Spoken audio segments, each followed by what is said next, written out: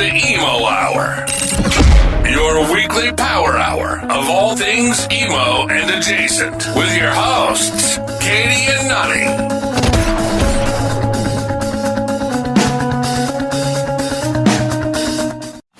Welcome to the Emo Hour.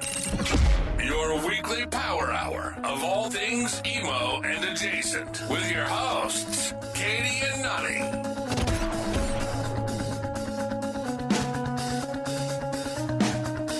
Hello and welcome to the Emo Hour. This is your host, Nani, and my good friend, Katie. Hi. Hi. Well, we might as well just get into it. Katie, what's making you emo this week? Time is making me emo this week. And there's a lot of factors related to it. Part of it is I've been super busy at work for the past several weeks and will continue to be for the next several weeks. And that's just kind of made me think about time. But also I realized yesterday that it was 10 years ago this year since I graduated from law school and took the bar exam.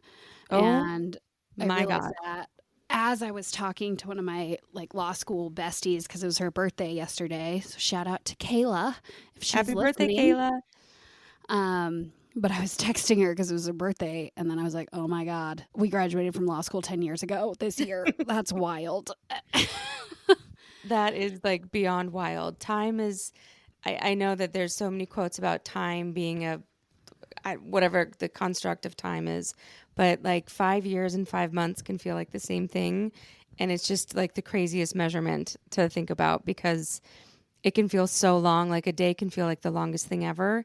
And then a year can feel like the shortest thing ever. Yeah, it feels like a lifetime ago, but it also feels like there's no way that was 10 years ago. And it's just, there's so many things that it's making me think about because when I graduated from law school, I spent the summer here in Sun Valley, Ketchum, for the first time, the first time I ever spent any kind of significant amount of time here. And with my boyfriend at the time, husband now, and he was working and I was just studying for the bar exam for 2 months. And then I took it and luckily he passed it on the first try. Of course you did. Just that. Oh, thank you. But that was 10 years ago. Okay, well, first off, I'm just going to call this out. You passed it on your first time. Of course you did. You're a very smart woman. And also, I'm sorry that 10 years have gone by because I know how wild that feels. I was thinking about my high school reunion, and similarly, I think my 20 years coming up. Yeah. For high school. Mine is too. Mine is too, and not very long. Oh, that 2 years, actually. Oh my gosh. What? You really want to Why figure did you yourself remind out. me? I'm sorry. You know what you can do, though? You can go visit the place where you did your senior year photos. Oh, God. And recreate you hanging off of a train in an Under Oath shirt. Or was it Emory? I can't remember. It was Under Oath. Yes. Yeah. So good.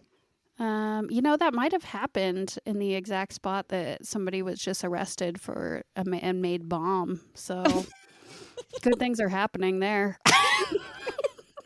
Maybe you shouldn't go back there. They brought in a bomb squad and everything. Oh. And made some national news, and I read it. And actually, my assistant at work sent it to me the day it happened. And I was just like, oh, I think somebody was just doing too much meth. I don't think it was any sort of real.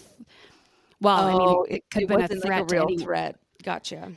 Yeah, I mean it could have been a real threat, but I don't think it was intentional to harm. I don't know. It just sounds like somebody that was tweaking to me.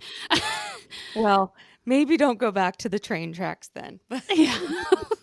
More so, I have imagery in my brain of you as a high schooler hanging off of a train car with your Under Oath shirt on and a choker or something. I can't remember. It's so good. Or maybe it was your belt buckle. Yeah, belt for sure was showing. Yeah. It was artsy. So artsy. What can I say? So artsy. But I am, just to wrap up my what's making me emo, I am thinking about trying to do some sort of 10-year reunion for my law school class. It would be very casual, probably in Boise, just like, hey, let's get together at this time. If you can show up, great. Because I think it'd be interesting to see everybody. And there's quite a few of them that live in Boise too. So I think we could get a decent group together. But it's just, yeah, wild. 10 years. Oh my Time. God. It's an illusion, man. Maybe I should be your plus one, because in this year of me setting my intention of finding my person, maybe I'll find my person at your 10-year reunion. Are you looking for a lawyer? Hey, I'll, if I hit it off with a lawyer, that's great. All right. Well, I'll think of if I know any. I love that intention though. Thanks. Let's keep talking about it. You would have been so proud of me. I've said it out loud to like a decent amount of people. Like, feel free to set me up. If you want to set me up, feel free. Ooh, I know. I love that. I All know. right. Here we go. You just got to actually do it. Yeah. Oh, totally. Like, no question. If I get set up, I'll go no matter what.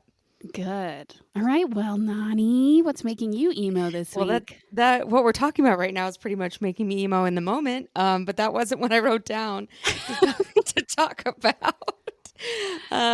So what's making me emo this week is really, I guess it's a twofold thing for me. So there was this Instagram that came across my feed that said like the average person spent like 2.5 months on their phone out of the year. And that I just had this moment of like, oh my God, that is way too much time for us to be spending on our phone. And it's like, put the phone down. I can't put the phone down. So what's making me emo this week is my love and hatred of, I think, probably social media in general. But I have gone down some very, very deep spirals, doom scrolls, if you will, of a few different topics going on. Obviously, we would be remiss if we didn't talk about the fires that are going on in California and just the devastation. So I've been keeping up on all of that. But through that, I have gone down this spiral of Spencer Pratt and Heidi Montag. And they lost their home. Their family lost their home. Spencer's parents lost his home. And through all of this darkness it's been this like really bright spot of Heidi's song "I'll Do It" has gone number 1 in 11 countries as of recording. 11 countries. And is that one of the songs that she released like 15 years ago? I don't know how recently it is, but it's not. I don't think it's super recent. Yeah. And they have a slowed down version and a sped up version, and it's kind of a bop. Like I can hear it in my head, like on loop all the time. And you saw something, because I've pulled you into this tangled web of my internet addiction recently. I was already there, just probably to a lesser extent, but mostly just because I've been so busy at work that I haven't been able to do quite as much doom scrolling. But I fully was aware of, I mean, obviously the fires, of course, but also like at least some of the Spencer Pratt, Heidi Montag stuff. And I know, like, it's just, I'd never watched The Hills. So I guess let's clarify. Those were 2 stars from the old show called The Hills. Did you watch The Hills? Yeah. And wasn't it Laguna Beach and then it became The Hills? Maybe. I want to say the first show was like Laguna Beach and then it became The Hills, but maybe my memory is serving me wrong. But anyways, yeah, it's, both of them were on the show. Brody Jenner, who's the Lauren blonde girl? Conrad. Yes, Lauren Conrad. And then there's the girl who was dating the guy from that country band. She lives in Nashville. She's blonde. Why can't I remember her name right now? It's going to drive me nuts. But yeah, it's this TV show that was, it was huge. It was like the number 1 TV show. Yeah, it was one of the first like reality shows that had such attention, but I never watched it. But over the last week or so, I've been seeing clips from The Hills on my TikTok. Yeah. So I've seen some clips now. It's intense. Oh, Kristen Cavallari, that's who I'm thinking of. Oh, gotcha. Yes. Yeah, what I'll say about what I have learned and found out, it also just really gives me faith in humanity, because all these people are seeing the devastation that Spencer and Heidi and their families been going through, and so many of these people don't have proper fire insurance because of different things that are going on. the powers Well, that because insurance companies dropped them or didn't renew, like right before exactly. it happened. Like, I've also been a little bit into the conspiracy side of this. I don't know if you have. Oh, I've definitely been watching. I've been watching all of it. Like I'm deep into it. I mean, the insurance side of it is not a conspiracy in and of itself. There's more to it that people are saying conspiracy wise, like Yeah. defunding, like the state of California defunding or cutting budgets and depleting their water reservoirs, like right before this happened, to build a smart city in 2028. Oh my God, So, there's some wild conspiracy stuff out there right now. And time will tell. Like we're in the thick of all of this right now, and so we'll kind of see what pieces of maybe some of these crazy conspiracies might actually have an ounce of truth to them. And I don't know, but this whole thing with Heidi Montag, it makes me so happy because her pop career that she really tried hard to have, it didn't really pop off like they were expecting. And right. they really wanted to have another reality TV show after The Hills, and that never really happened for them. And so they've just kind of been trying, and through these really tough times, what's happened is Spencer Pratt went totally unhinged on TikTok and on Instagram, and because of that, he's just like he's so relatable and so personable. And now his wife, people are listening to the song and streaming it and buying it on iTunes. And it looks like Pitbull might do a remix with them. I think you saw the thing with Avril Lavigne where like Avril Lavigne was like, let me send you merch and clothing and whatever. And Spencer Yeah. was like, just hop on the track, Avril. Why don't you just hop on? Yeah, I love it. I love that, just asking for what you want.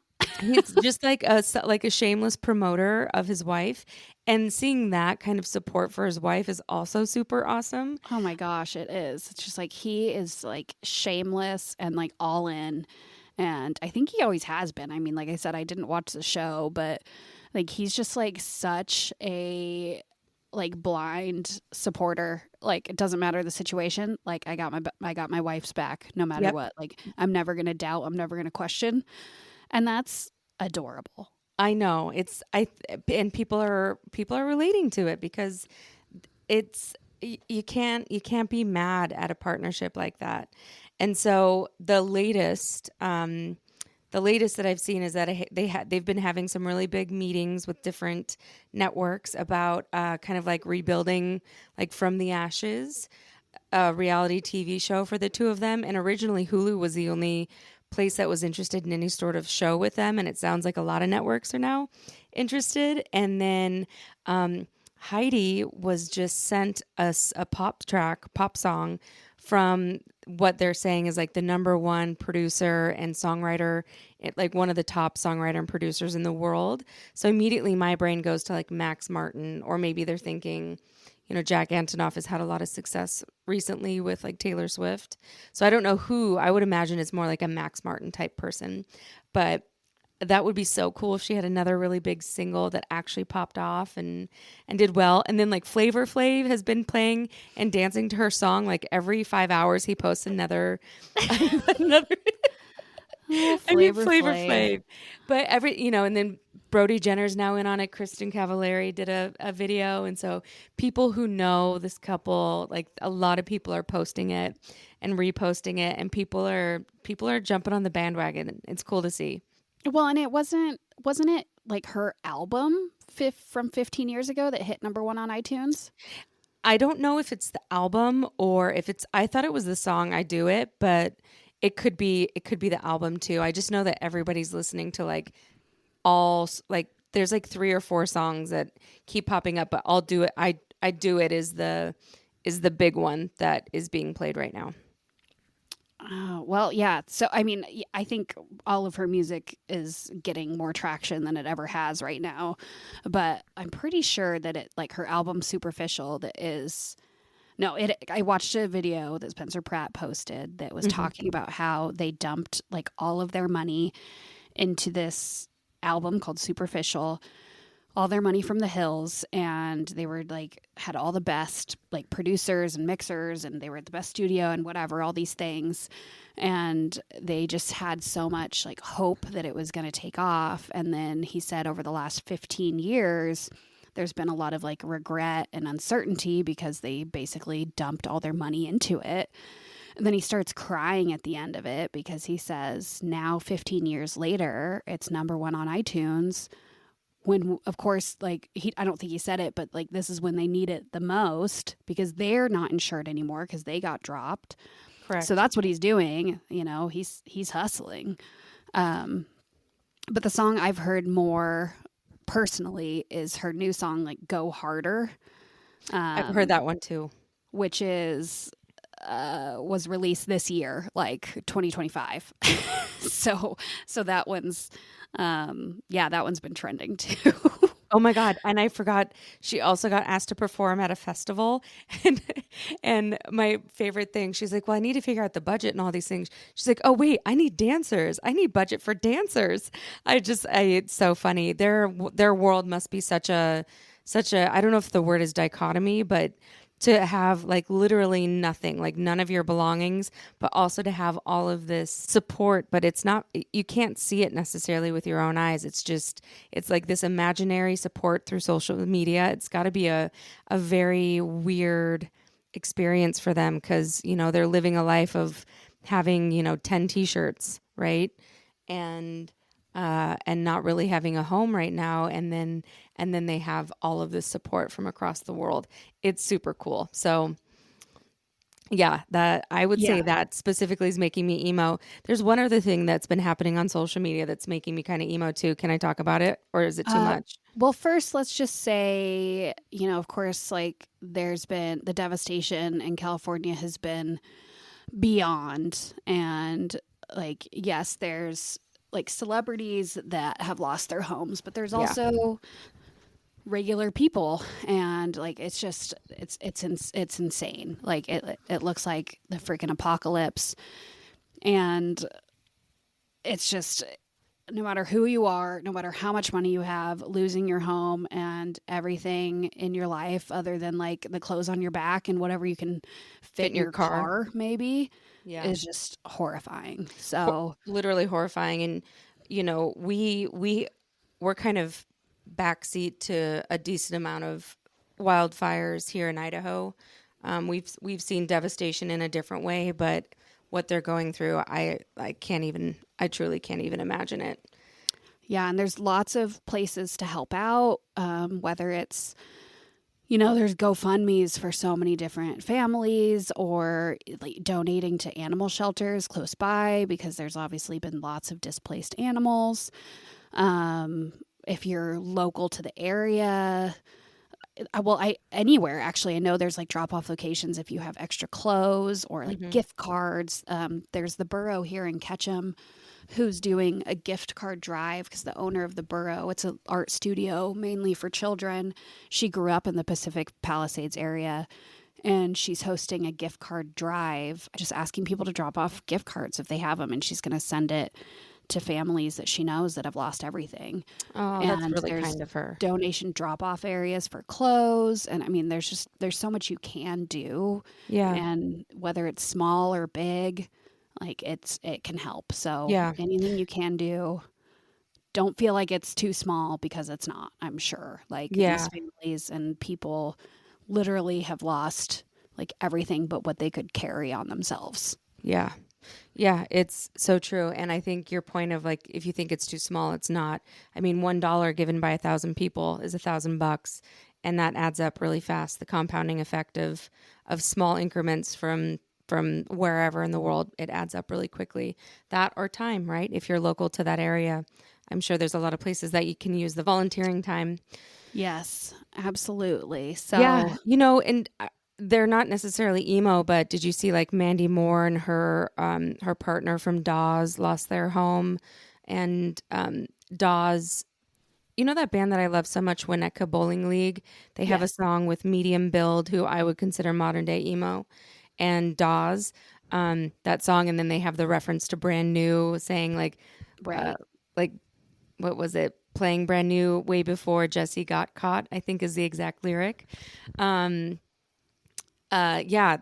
guess 2 band members from Dawes lost their home.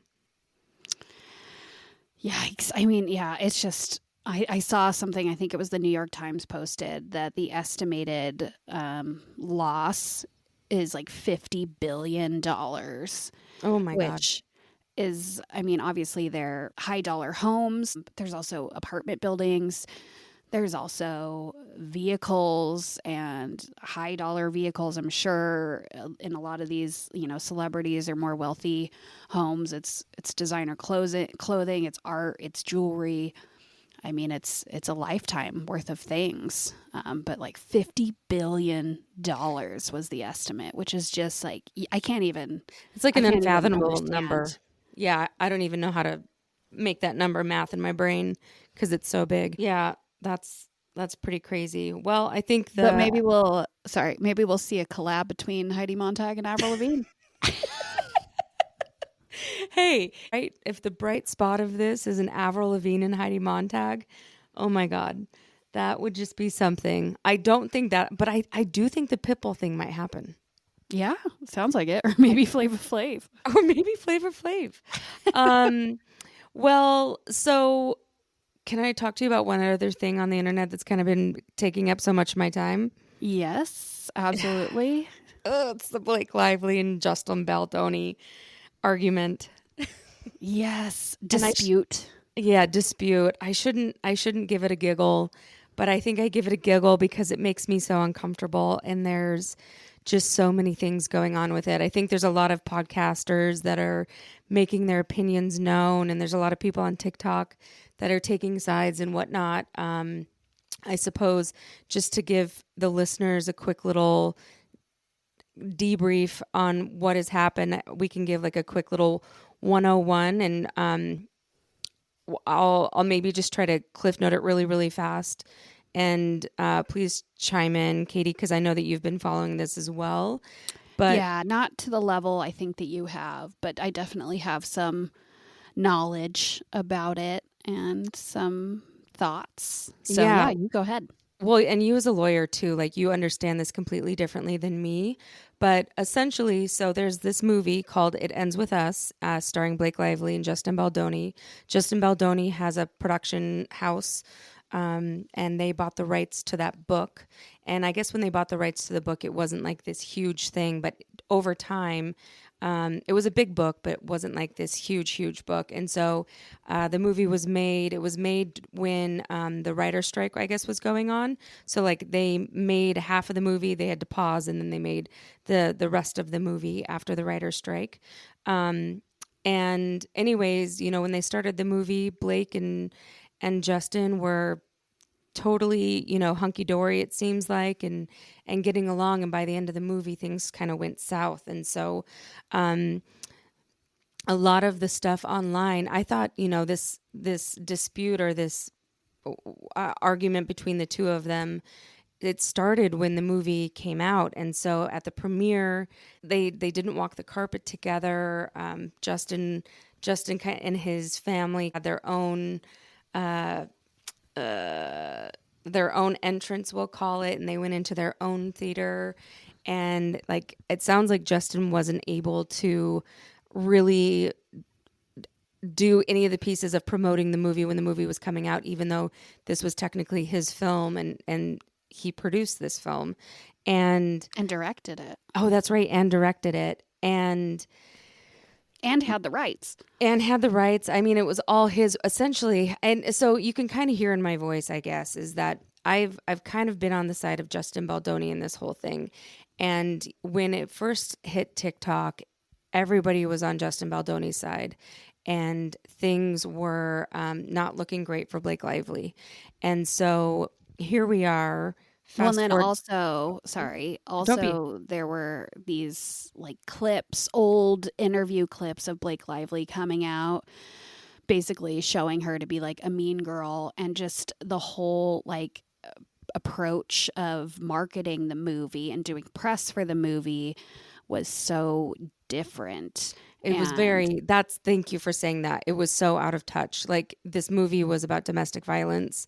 Yes. And she's like, bring your girlies, wear your florals, and was making it out to be more of a rom-com, not more of a serious movie about, about a serious topic. And yeah, while Justin in the press was more sensitive to that. And like, you and I went and watched it together with, I think, another friend or two, and I didn't really know anything about it, but I think I had seen a clip or two of Blake Lively saying that, like, wear your florals, get your girlfriends. And so I was thinking like light and rom-com, and I cried almost the entire time. Yeah. Yeah, because it was a heavy movie. Yeah, like, super heavy movie. And I'll say, like, her clothing in the movie was fabulous, but I later learned that, like, she took over the entire wardrobing of her character from, like, her and, like, Carly Kloss's or Gigi Hadid, I can't remember who, but, like, their closet. So she was wearing this, like, super designery, these items throughout the entire movie, which technically this girl isn't supposed to be that wealthy to have the ability to wear these clothes. Anyways, I digress. But I think what happened is, so the movie comes out, they're obviously in a feud. The public perception really sides with Justin. And the way that I've seen this, and I'll just tell it from my perspective because, I don't want to put my opinion on anybody else, but essentially I think that Blake's probably going to lose this. So what has happened since is Blake filed a complaint towards Justin, and I don't know what filing a complaint means exactly. It's not like super legal, right? It's just filing a complaint.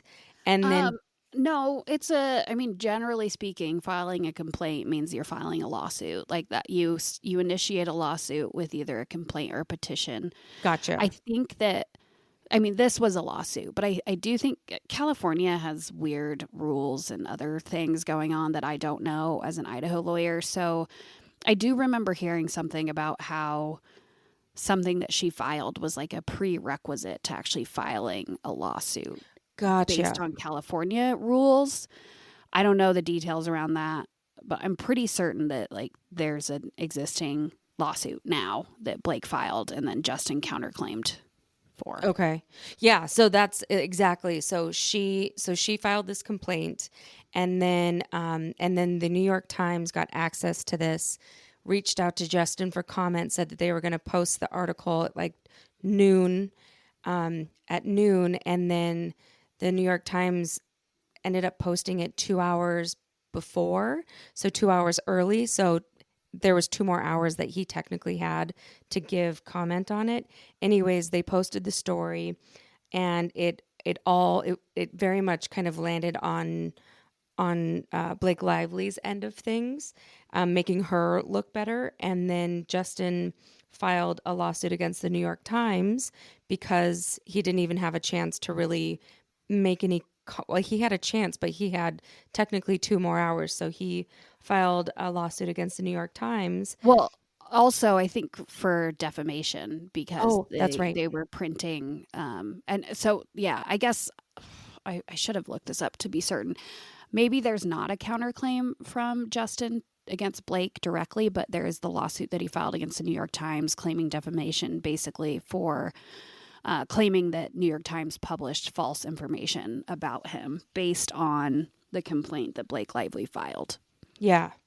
Yeah. So it, like, what I know is that it went complaint, Blake filed a complaint, Justin filed a lawsuit against the New York Times, and then Blake filed a lawsuit against Justin on New Year's Eve. And they always say, like, if you want to bury anything, like, do it on New Year's Eve, right? If you want, and so I find that timing to be really interesting.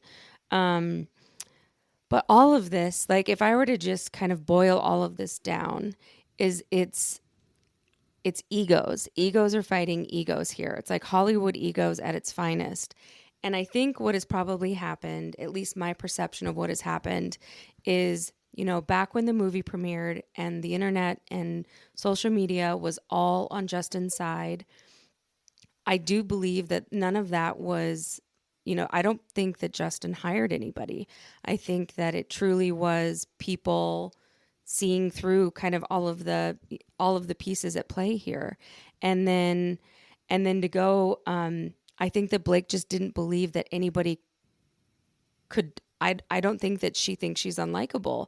And frankly, her old clips, like you mentioned, her old interview clips and all of these things resurfaced, and people just decided that they didn't really like a mean girl. And I think she thought that he was fueling all of this fire, and I think that it was naturally fueled on its own. Yeah. And so she just didn't believe that people could actually be against her. And so she filed this complaint, and then here we are now in this battle, this tug of war. Now there's these huge lawyers and people who are what do they call this, crisis PR firms, and all of this stuff kind of involved now. And then there's these things where, I don't know if you went down this part of it, but in Deadpool and Wolverine at the end, when they show all the different types of Deadpools, there's like nice pool and this pool, whatever. In one of them, there's this guy who has a man bun, and he's standing in front of a floral shop and talks about what was it, the a coordinator. It's like the Intimacy coordinator. thank you, the intimacy coordinator. And there's all these references to it, and I'm like, wait. Like this, all of this stuff is just too on the nose for it to not be a reference here. And I just don't get why such a powerhouse, Ryan Reynolds and Blake Lively are poking fun at this. I don't know. The whole thing is just really bonkers to me. But I do believe at my core that like Blake didn't believe a world in which people didn't like her and thought that it had to have been something that Justin did. And anyways, the truth I think will prevail, because now we're fully in a lawsuit where they have to submit evidence and whatnot, is my understanding. I mean, you can tell me better. Yeah. I mean, they could come to a settlement and decide that they're not going to like release anything to the public. That's possible, but they've each filed lawsuits, so they gotta own up. They gotta put up or shut up, basically. Yeah.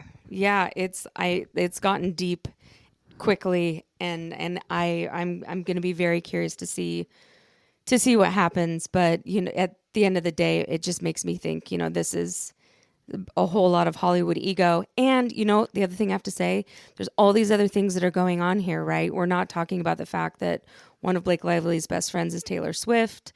And like the powerhouse that is that couple of Blake and Ryan, and they're way, way wealthier, and they have more money and power than, I would say, Justin and his company, which is called Wayfarer Studios. So I don't know. The allegations against Justin that Blake has made are serious. Very serious. Like sexual assault allegations, like weird, creepy things, that he's just like a total womanizer and like a total creep, is like, to put it nicely.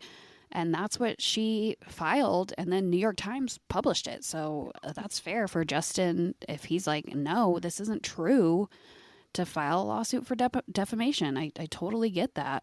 Yeah, in the words of Heather Gay from Real Housewives of Salt Lake City, receipts, facts. So I think we're gonna be on this ride for a little while.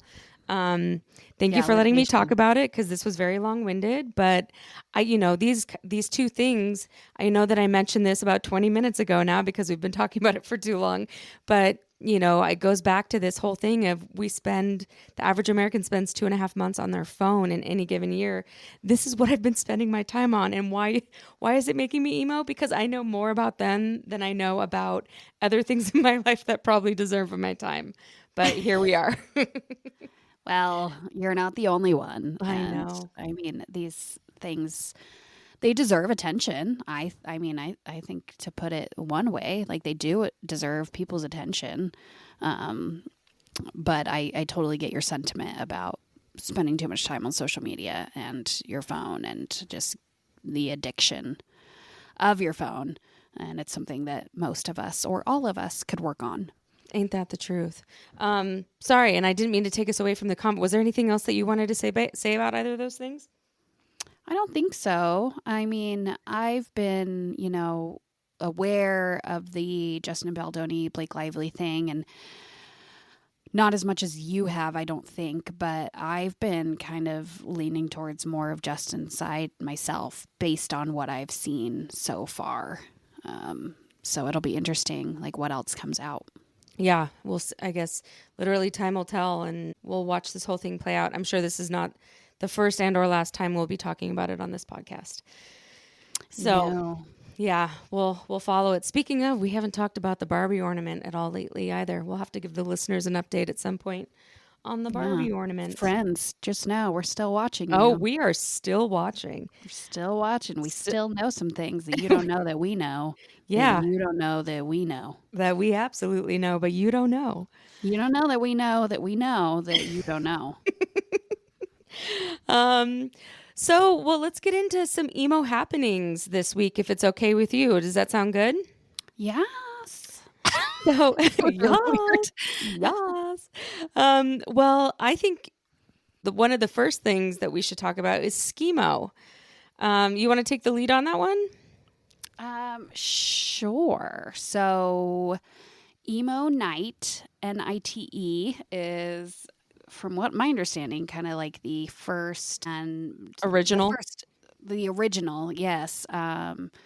Production of just basically kind of like a karaoke emo night. It's not karaoke. It's just like a dance party, I guess. And they go around the country. We talked about it in one of our earlier episodes because we had just gone to the one in Boise. And they basically just they have DJs that play emo music, and anybody can go up on stage and dance around and lip sync, and it was super fun when we went. Just very nostalgic.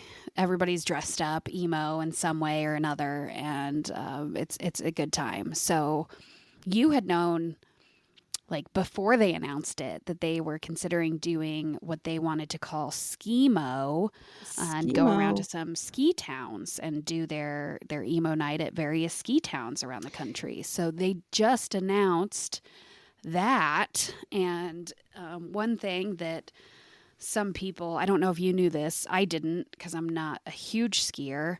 Some people recognized right away, like our friend Banks that will be on the podcast soon, that Schemo, spelled Skimo, is like a very corny type of backcountry ski mountaineering.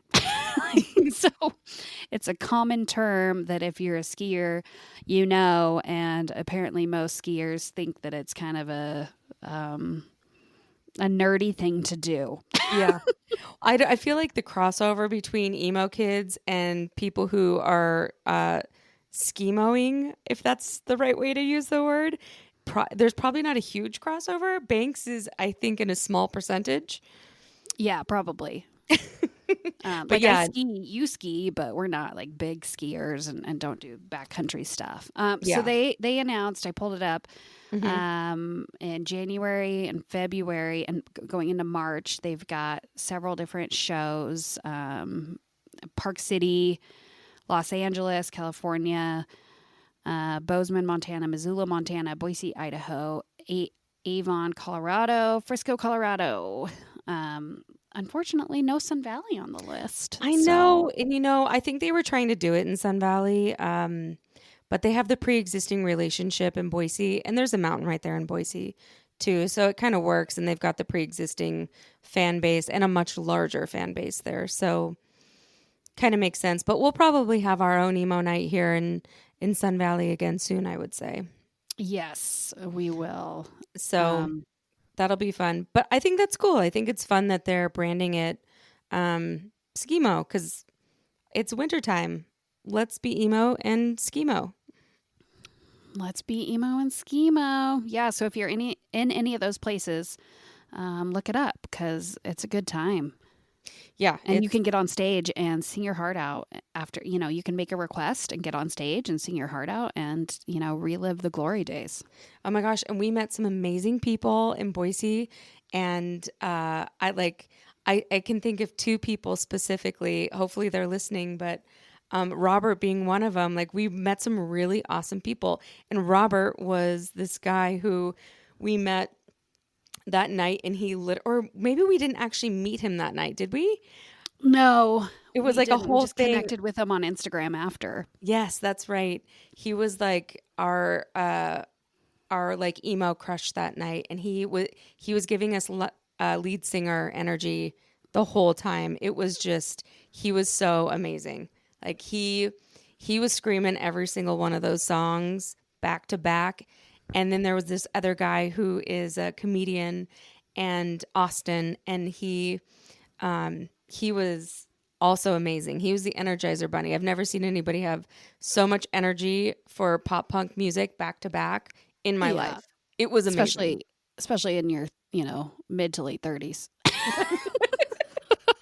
Oh, so true. It takes a lot. Sure does. They were great. Sure does. Well, so some other emo happenings, all sorts of tours being announced, which is kind of crazy. So Dance Gavin Dance is doing the Return of the Robot tour. And I think there's a lot of people are excited about that. I do believe, I actually got an email about it today, Katie. They're either coming to Boise, because I'm on the promoter's email list, and we should look at that and maybe go to it. Turnover is doing a tour with Balance and Composure and Citizen. Coheed and Cambria and Taking Back Sunday are doing a co-headlining tour. That's a little bit later in the year. It's August and September. Sadly, I hate to report it to you, Katie, the closest they get to us is Portland and Seattle. So it's a little further away for us. And it's right around my husband's birthday too. And I don't think he would have interest in doing that for his birthday. Yeah, that's true. Mayday Parade is doing 3 Cheers for 20 years. So they have that record, 3 Cheers for 5 years, I think is the original name of it. And so it's a play. Yeah, 3 Cheers for 5 years is the original song. And so the tour is called 3 Cheers for 20 years, which it says that it can't. I don't know the exact timeline of it, but they announced a tour, and it's just shy of 20 years, I think, maybe. But that's going to be a big tour, and then there's also this festival called 8123 Festival. Have you heard about this fest? No, just you mentioned it to me earlier, but I had never heard of it independently. Yeah, so I had never heard of it either, and I actually don't remember how I came across it, but this festival is actually happening. It's this weekend. It's the 17th and 18th, and it's the Maine. So the Maine is doing this, and it's in Mesa, and there's a bunch of people who are performing, like Bad Sons and Grayscale, Hello Goodbye. Did you ever listen to Hello Goodbye? I did. Not a ton, but yes. And the Starting Line's going to be there. Ooh, love the Starting Line. I know, right? By the way, I loved Hello Goodbye like way too much. Oh, that makes sense. I feel like they're your vibe. Yeah, you're right. It does make sense for me. But yeah, I thought it was really cool that this is like the Maine's thing. It's 2 days, and it looks really cool to me. So, I guess Jack Vanek is with Jer. So they're doing Jer Bear. They're doing a festival, and the Lady Gang's doing a festival. Everybody's doing festivals these days. Yeah, the Lady Gang is doing Lady World Festival. Lady World. So yeah, I feel like there's been quite a few announcements coming out in the emo world, and I feel like we're just at the beginning, because I think a lot of people, like 9 Inch Nails, they're gonna announce something, but they postponed it. Supposedly Beyonce was gonna announce something, she postponed it, and all of these postponements are happening because just in respect of everything that's going on in California and the wild, it just timing isn't the best, and so I have a feeling that we're at the beginning of the year, and I think we're just going to see more and more announcements for tours, and hopefully that means even more announcements for more emo tours. Katie, I just realized we forgot to talk about one of the craziest things. First I was just gonna say, please come to Boise if you're an emo or pop punk band. Thank you. I know. PSA, please come to Boise. What's with the craziest thing that we forgot to talk about? Oh my gosh, Kevin Lyman lives right in the thick. Kevin Lyman, the creator of Warp Tour, lives right in the thick of the fires in LA. And he's been posting some of them. Like, at first it was heartbreaking. He was staying at his house. The people on his street, I guess they lost about half of the houses on the street. His house is still standing. And he's being, as Kevin Lyman does, he's such a proponent for just propping everybody up around him. But he is so happy that he was able to save his place. But he's been doing these updates on Instagram on his personal account, and it looks like they're probably going to make it out okay. But it's super, super scary time. And yeah, and now I'm sure he's going to do everything in his power to help rebuild and raise as much money for all of the causes around him. But yeah, I mean, talk about it hitting the emo world. I mean, the founder of Warped Tour lives right in the thick of all of the stuff that's going on with the fires in California. Yeah, and speaking of Kevin Lyman, the plan was for Warped Tour to announce their lineup on January 27th. I'm not going to hold my breath on that, just given what's going on in his personal life, but I also feel like they probably will still announce it January 27th. So stay tuned for that. I hope so. I'm with you. I'm not holding my breath, but I hope they stick to their original plan and announce it, because there are people like us that are we're just dying to know the full lineup. And we need some good news, man. We do need some good news, right? We definitely need some good news. It's been a hot start to the year. Ooh, maybe hot wasn't the best word. Yeah. Literally and figuratively. Yeah, no, I'm with you, man. So what else? Anything else you want to talk about this week? I feel like I talk so much. Hopefully that's okay. No, you did. And I mean, thanks for taking the lead on it, because I just have not had a lot of capacity to think about many things. So I appreciate you taking the lead today. I appreciate you being a lawyer, and let's celebrate you and your 10 years of lawyerness. That's pretty dang cool. That's crazy. Actually, weird. I think that I might have been admitted. I think the day that I was sworn into the bar is maybe your birthday. No, really? I think, it's right around that time. I don't remember the exact day. October 1st? I feel like it was October 1st. Oh my God. Yeah. Wild. What does that mean? That we were meant to be friends from day one. It's kismet. It's kismet. Or kismet. Serendipitous. So if that's true, maybe I should figure it out. That means your birthday this year is the official 10-year anniversary of me being a lawyer. Okay, well, I guess we'll always be able to celebrate that. Age, man. Age is really tripping me out these days. But what are you going to do? And that's, I feel like, a pretty good transition to my emo lyric of the day. Ooh, do you want to go first? Yeah, because I figured I'd kind of stay on theme since I was talking about my law school graduation. And I chose a lyric from the song Good Riddance by Green Day. Is it what? How does that song go? The Time of Your Life song, yeah, the classic graduation song that so many people had as their high school graduation song. At least so many people around our age did. Yeah.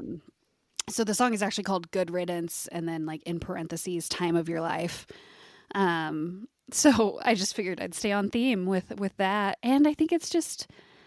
This whole episode today is kind of just about time. So I feel like this is a good lyric to just kind of sum up everything we've talked about. It's such a great song too. It was so overplayed and overused for graduation songs for so long, but it's such a great song. Was it your graduation song? We had Friends in Low Places. Okay. Garth Brooks. And then Great. I know, right? And then we had, I remember there was that White Flag song. Who sang that song? But I know that Green Day was in the mix of like the songs that we voted on because like our whole student body like voted for the song. And I can't remember, but I know like it's one of those songs. Yeah. It's no surprise that we heard it like 75 million times because it was the graduation song. It was. Okay, so there's actually not a lot of lyrics in this song. But I chose the first section of the song, which also I'll just say that the intro when he's playing the guitar and screws up and he says fuck, like that's in the lyrics for the song. No, seriously? Yeah, like Oh my God. if you Google it, like that's the first word.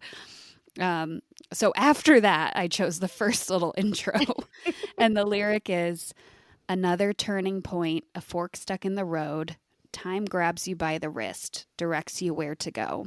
So make the best of this test and don't ask why. It's not a question, but a lesson learned in time." Those are really good lyrics. Aren't they so good? Oh my God. And it's so funny because though I feel like that lyric delivery is just so eloquent and those lyrics are so smart, but then Green Day, which I love Green Day, like we all love Green Day, but like when it's coming out of his voice and whatnot, like that sounded like I almost want you to read that one more time. I can do that. Can you? Want me to? Yeah. Okay. Another turning point, a fork stuck in the road. Time grabs you by the wrist, directs you where to go. So make the best of this test and don't ask why. It's not a question, but a lesson learned in time. That is so good. So good. Yeah. And I all I can imagine is like Billy Joel Armstrong, just like with his eyeliner and everything, just like singing it. And I don't know, I think maybe this is an unpopular opinion, but I feel like the imagery and the way that it's delivered, it doesn't hit as hard as when you read it to me like that. That's what I love about Emo Lyric of the Day. God, that's so good. And I will say too, there's one liner that I really like. What is and it? I'll just read that as an honorable mention. So the line is, "For what it's worth, it was worth all the while." That's good. Which I almost chose that, but I went longer. I've been going longer lately. Is that okay? Are you okay with that? I think so. Okay, good. Are you? Oh my, of course I am. I'm the long-winded one, like 100% over here. Like, yeah. I also, sorry, I just saw myself in the camera and I was doing some sort of face and and I don't know if I told you this. The listeners obviously don't know, but I got my star card and they made me retake my photo and my eyebrows are at two different levels on my face. I mean, Oh, great. we're talking, it's literally, I took the worst ID photo of my life. And I'm sure it's not that bad. oh, Katie, I promise you, it is that bad. It is so bad. Like I've never taken a worse ID photo in my life. And I look concerned. I look very concerned and very sad in the photo. Well, it is, welcome to 2025. You know what? I commemorated 2025 with that photo that I'm going to get to hold on to for 8 years. Yay. Yay, I'm so excited. Well, I can't wait to see it. Oh my God, it's so bad. Sorry, I did not mean I just had a little popcorn thought and I wanted to tell you why I was making that face. All good. So what's your emo lyric of the day? So it is a band called Girlfriends. You sent me this or one of their songs. Yeah, so I have gone down a rabbit hole. And so Girlfriends is this group. They're so good. And I don't know if this is real or what, but I was looking into the credits of who the songwriters are on this specific song. But you're going to be very surprised. And I'll tell you later. So I guess we'll see. Unless this is a remake of a song and I don't even know it. but the song's called California. And the reason there's a few songs that I really like of theirs, but I chose California because of what I talked about earlier and just everything that's going on with California right now. So, gosh, I want to read all of it, but I can't read all of it. Okay, we'll say this. California looks good on ya, but it made a mess of me. All my friends are doing drugs to drown out their anxiety. I don't want to make all the same mistakes, and it's such a tragedy. California looks good on ya, but it made a mess of me. Ooh, rough. I know, right? And when you hear them singing it, I think that this is one of those songs that, like, I should have maybe read this lyric instead. Because what I read, it's like the hook. And the way that they deliver this song, like the emphasis that they put on different words, I feel like it hits really hard. The other line that I had chosen, my quote unquote honorable mention, like you said, was I was so scared of losing you, so I lost myself instead. Ooh, I like that one. I know, right?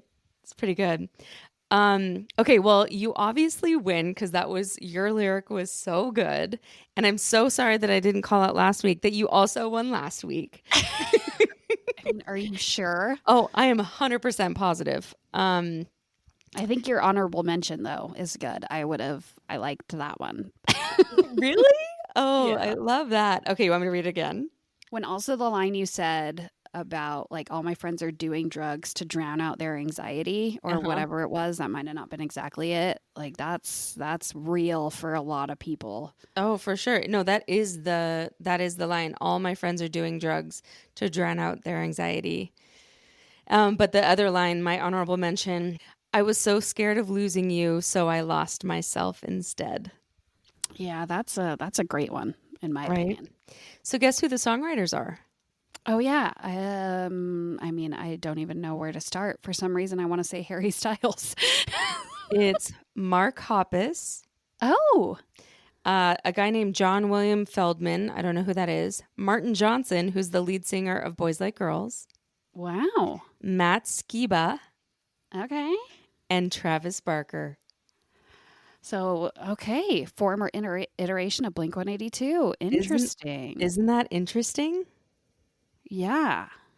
So, yeah, I thought you would find that very interesting, to say the least. I wonder if it was a song that Blink was going to include because they have an album called California. I wonder maybe if that was a scrapped song from an old record and they got the rights to the song, or you know what I mean? Yeah, like when Matt Skiba was in the band, California came out in 2016, and the song that you're talking about by Girlfriends came out in 2020. Mm-hmm. So I wonder if it was... Yeah, I wonder if it was a song that they were thinking about using, and then they didn't. I don't know. But, yeah. That same guy, Feldman, looks like he wrote other songs on the California album. Oh, interesting. I think we just uncovered something. Woo! Anyways, Girlfriends, go check them out. I really, really like them. Yeah, I'd never even heard of them before, so I always love listening to new music. Love it. Well, Katie, anything else this week? No, just thanks for listening, and thanks, Nani, for taking the lead today. And thanks, as always, we have to talk about Blink-182. So thanks for looping that in. It would not be an episode if we didn't have Blink-182 in it. And, we'll say, like we normally do, please follow us, subscribe, DM us on Instagram. And we don't know what's going to happen in TikTok. Supposedly, it might get shut down in 3 days. Oh, yeah, that's true. I doubt it. But I know. We'll see. Tune in next week to find out if TikTok is still here. This is your number one source for whether or not TikTok's going to be on still. But no, I don't want to claim to be the number one source of anything. Oh God, absolutely not. That was a joke. No, but I guess time will tell, right? We'll be able to talk about it next week if it's still up or not. Yeah, I feel like next week could be a whole different world. So. Talk about time. Well, in the meantime, if you want to follow us on TikTok or Instagram, we're at the Emo Hour. Yes. Thanks for listening. We'll see you next week. See you Bye. next week. Bye.